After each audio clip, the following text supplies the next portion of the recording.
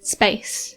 For as long as man has known that space exists, he's dreamed of exploring the infinite black abyss above us. A fascinating dimension full of mystery and wonder, where few have been lucky enough to adventure.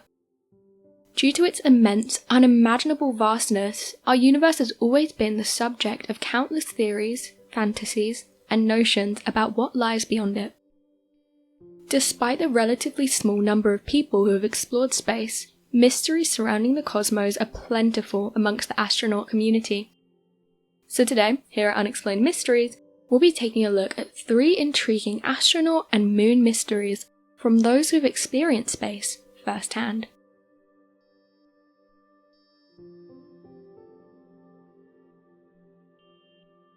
Edgar Mitchell's extraterrestrial experiences. Edgar Mitchell was the 6th person to walk on the moon's surface. He piloted the Apollo 14 lunar module, the first Apollo mission attempting to carry out scientific experiments on the moon. The crew spent 9 hours working in its Far-Moro Highlands region. Despite being one of the lucky few who have experienced the wonders of spaceflight, Mitchell may be more prominently known amongst the space community due to his outspoken theories on UFOs and alien life in the skies above us. Mitchell grew up in America amid the space race, a mere teenager when the suspected Roswell UFO crash occurred in 1947. Mitchell himself didn't live far from the site of the infamous crash. He pursued a military career, joining the US Navy as a pilot in 1948, and was selected by NASA in 1966 to become an astronaut.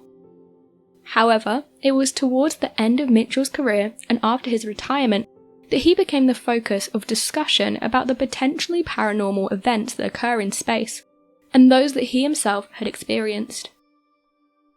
It was during the Apollo 14 mission, unbeknownst to the world, that things began to get a little weird with Edgar Mitchell.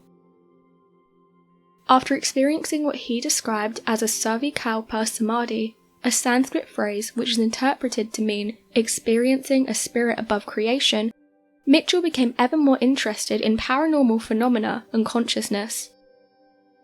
He began to conduct ESP experiments, experimenting with psychic abilities such as telepathy on board the Apollo 14 module. Chillingly, Mitchell's experience did seem to have affected him. He and a group of psychics later alleged that they had shared mental communications whilst he was in orbit. He later founded the Institute of Noetic Sciences, which continued the experiments he had been conducting in private and in space. During his lifetime, Mitchell consistently testified to the existence of UFOs. In 1996, in an interview on the American TV show Dateline, Mitchell stated that UFO contact is very strong and that the US government was covering up alien visits and UFO crashes. Mitchell's interest in this topic only increased. He believed that alien airstrikes on US nuclear weapons testing range White Sand prevented the states from becoming a part of a nuclear war. He theorized that extraterrestrial life was monitoring the US Army's weapon testing at White Sands, and that a series of subtle attacks on the base stopped the Americans from doing irreversible damage. Edgar Mitchell also claimed that people who worked at the Roswell crash site and in other top-secret suspected alien laboratories confided in him before they passed away. He says that some admitted the Roswell incident was in fact real. He spoke of how he had access to above top-secret information, which further fueled the fire that Mitchell had stoked during his life. He died in 2016, but the legacy of his work on the paranormal and his interests continue to inspire the next generation of those who believe in alien life. His various stories may or may not be true, but some of the evidence alongside them is extremely convincing.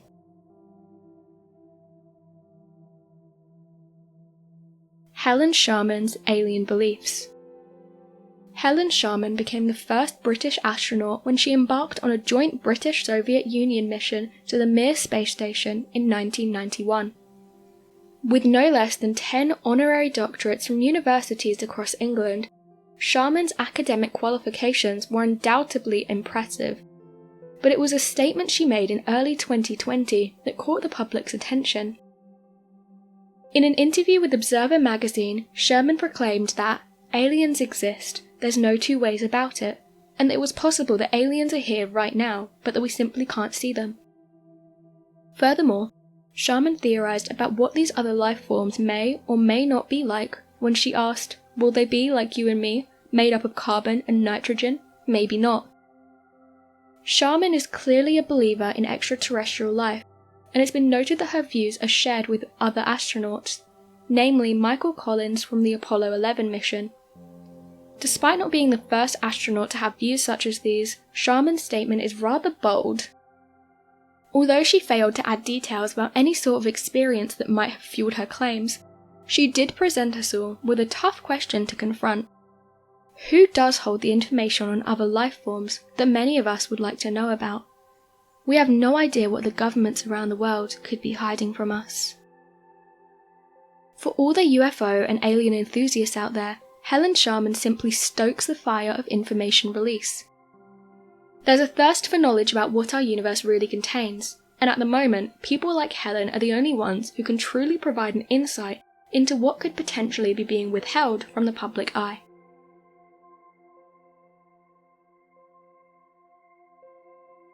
The Apollo 10 moon sounds. In 1969, Apollo 10 became the fourth manned mission to space. Although no spaceflight can ever be described as routine, it's fair to say the experiences of the Apollo 10 crew over their voyage into space were anything but normal. Astronauts Thomas Stafford, John Young, and Eugene Cernan were flying around the moon's dark side on their missions when they began to hear eerie noises. Eugene asked his crewmates whether they could hear a whistling sound, describing it as a weird music, almost outer spacey. These sounds lasted for around an hour. NASA recently declassified the audio recordings from the flight, which allowed people to hear for themselves the conversation between the flight crew as the mysterious sound reverberated around them. The astronauts were clearly a little freaked out by the events and didn't think that anyone would believe their story. After all, claiming to hear mysterious space noises is likely to invite disbelief, especially when the people recounting the story have been living in a metal tube for 8 days. NASA apparently had, and still has, a very strong policy when it comes to the psychological health of astronauts, with any signs of mental weakness potentially resulting in grounding, meaning the astronaut is not allowed to participate in space missions. With this in mind, fearing their story might indicate they had lost confidence during their flight and worried they wouldn't be taken seriously, both John and Eugene contemplated whether to tell Mission Control about the noises.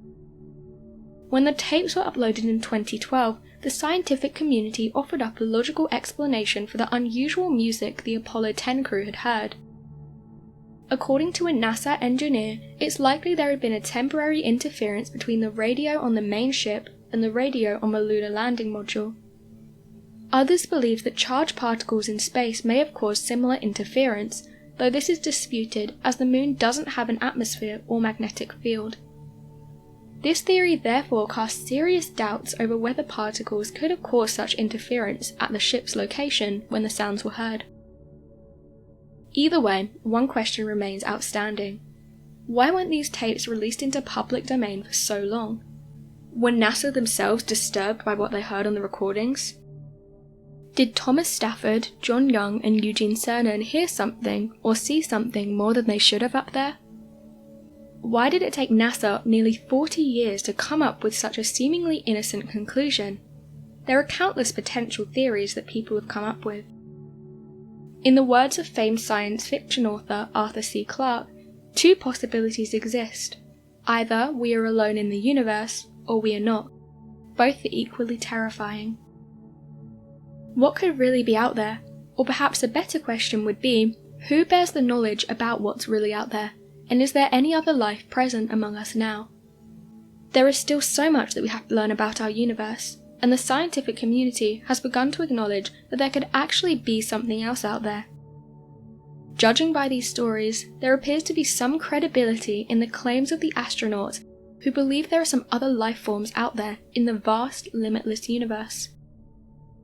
So who should we believe when it comes to space mysteries? The people who have claimed to experience them, or government explanations? The choice, as always, is yours. Whether alien life travels in those famed flying saucers or walks around with 3 eyes and a bulbous head, we don't know.